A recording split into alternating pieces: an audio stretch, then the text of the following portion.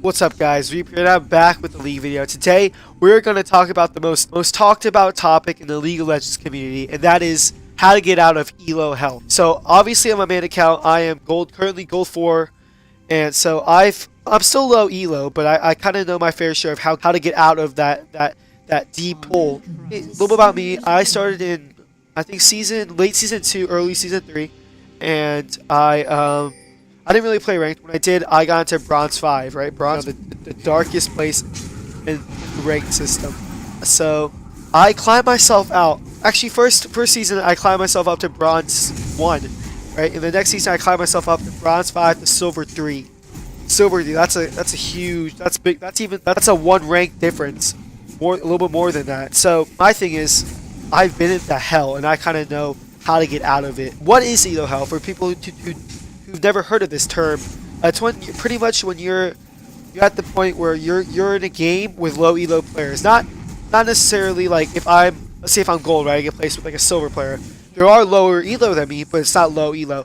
It's the lowest point that you can get to when you play against people. Solutions to Elo Hell. So obviously most people say farm, and that's such a huge thing, right? That's such a big component in how to get better in League of Legends in general. And so many people say, oh, go to a custom game and just kind of just farm by yourself. I do recommend that. I think it's an okay idea, but in my opinion, it's better just go into normals, right? Because normals for me is kind of like a escape route. You know, it's kind of like a how to get untilted, right? So I go into normals. I don't troll. Sometimes I do, but I go to normals, play like how I usually play, and then hopefully I get untilted and win, right? Because people who play normals are typically usually not as good as people who play ranked, because people who play ranked are more confident in their roles. And that too, before you get even started into ranked, you're going to want to find at least 1 or 2 roles, or maybe even 3 roles that you're comfortable on, and at least 2 champions that you're good on in those roles. Don't pick champions that are typically banned. How you can figure out what champions that are typically banned is you could usually go into a draft mode and just see what bans there are. Most people do ban their counters in that because they want to win, but typically people ban the OP champions at the time in that patch. So like one example of a champion you can play for jungle is Nidalee, like in this video. Nidalee has gotten nerfs and stuff, but she's still viable in the jungle. Another pick, if you're comfortable on Lee Sin, if you can land the Q, if you know his combos, then go for Lee Sin, right? Another example for, let's say, mid lane, Azir is still prevalent. Azir is just overall a good pick because he's such a good team fight and a laning phase. Another pick would be LeBlanc. I mean, personally, I hate LeBlanc players, but if you want to be that type of person, then go for LeBlanc. Pick champions that are typically not banned but are good in their roles, such as, let's say, top lane Darius, right? Darius hasn't got nerfed or buffed in a while, but he's still very playable in the top lane. Bot lane, for example, Vayne, Lucian, Ezreal are all good picks that you can play. Corki as well is a really good pick that people don't usually play as much, but yeah, he's still a good pick. Generally, people don't ban supports. Bard, Braum, Janna are still good picks. There's a lot of supports that you can play that are really just good in this patch. Another thing, so farming is one of the solutions. Having selected roles and selected champions in those roles is really important. Another thing is taxing. Alright, so if you're the jungler and you get a kill, right? Your immediate instinct is to just leave the lane, right? Because you don't want people flaming on you for taxing the lane. Taxing means, let's say after I gank, or I gank and I take the minions, my laner's minions after I gank, even if I don't get a kill, that's considered taxing. I'm taxing their lane for me spending time in that lane and ganking. Back in the day when I was in bronze and silver, I feared taxing. I hated taxing, you know? And then I realized that taxing is actually a really good thing. You know, whether I get the minions or he gets the minions, it doesn't care, because if they have a top laner, right, their top laner TP's top, I automatically know he has no TP. Let me gank that lane, right?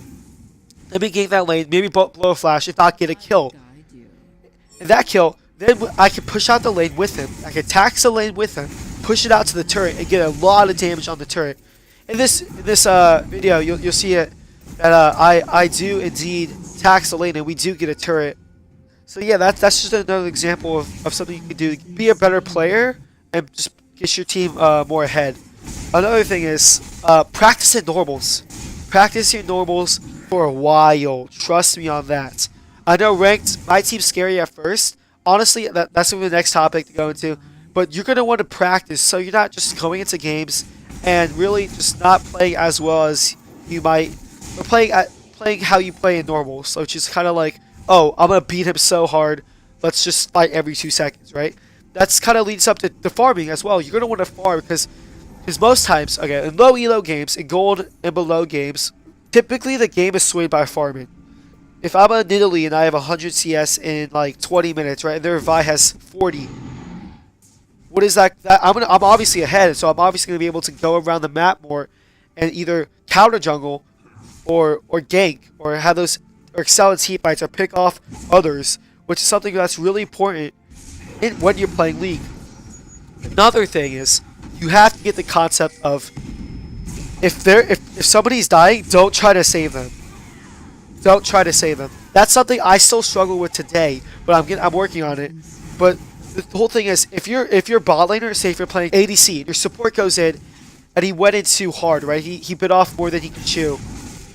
You're gonna want to just leave him. Don't try to. You could try to save him at first, right? At least give him like that few, like, let's say like 5 seconds. If in that 5 seconds he flashes and they finally going on him, just leave. Or even before that, if he's way in front of you, don't try to walk up and try to do some damage. Because obviously he's going to die, or obviously you're going to die, right? It's just not worth to try to get that trade, when in reality, you're going to be losing something in that fight.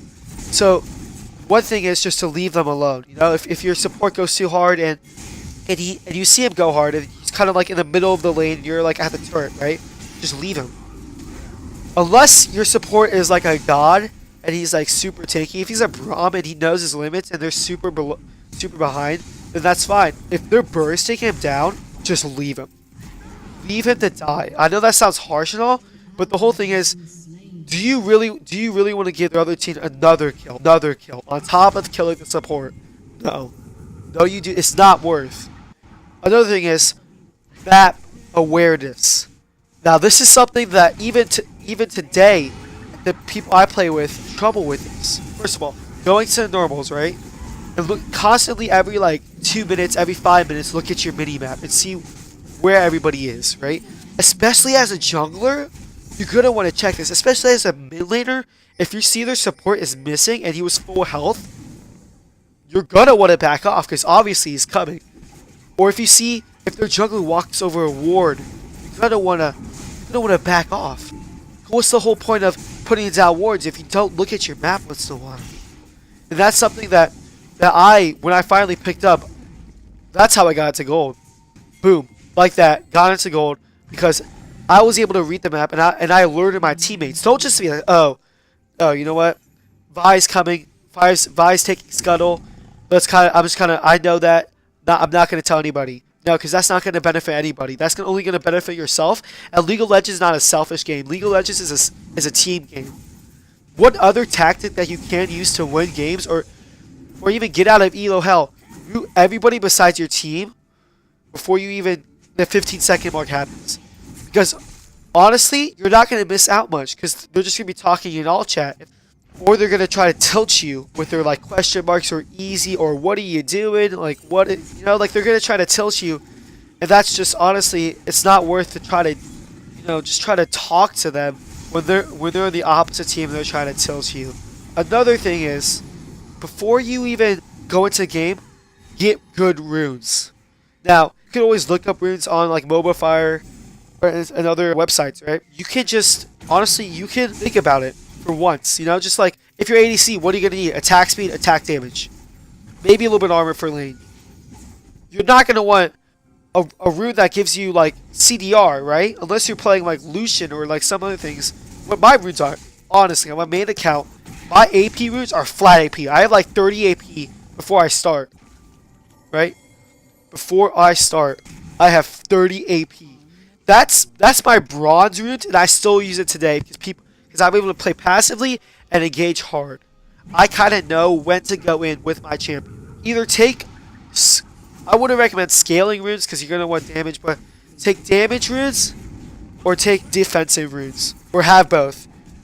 What I tend to do on this account that the video is playing on, with My AP runes have a little bit of AD so I can farm better with a Blanc or other champions that look at Nivea, who auto attack damage does not do that much. Another thing is, when people are flaming at you, right, you're gonna kind of either ignore them or stoop down to their level. I know that sounds weird. Maybe that's just my thing. I kind of bring that back to reality, right? Because when people flame, you gotta calm them down so they can win. Because people, they make bad decisions, and no matter what, it's not gonna go well. Another thing is, if you're getting tilted in game, right, best thing to do before you even start a game to really prevent that tilt is to listen to music. Before I start a game, most games I listen to music, so I'm gonna calm or I'm hyped up to play that game, so I'm ready and I'm pumped. And my greatest advice is do not surrender in a ranked game. Like, what's the whole point of playing a ranked game if you're gonna surrender, right? You lose. People say you lose more LP. I'm not sure if that's true, but the whole point of this game is it's low elo. The game is low elo, so obviously somebody is gonna be throwing at one point in the game, and you can really capitalize on that. Another thing that you want to do before you play ranked or even in a ranked game is you have to realize something, okay? In any team game, any sport, the whole point of the team is to carry you. You're part of that team essentially. So the whole point is get rid of your stubbornness and play like a team. Play like you mean it. Play like you want to win. Because in reality, you can't solo carry this game. Okay, if you have two people AFK'd or if you have two people that are just running it down mid, you're not going to win. You're not.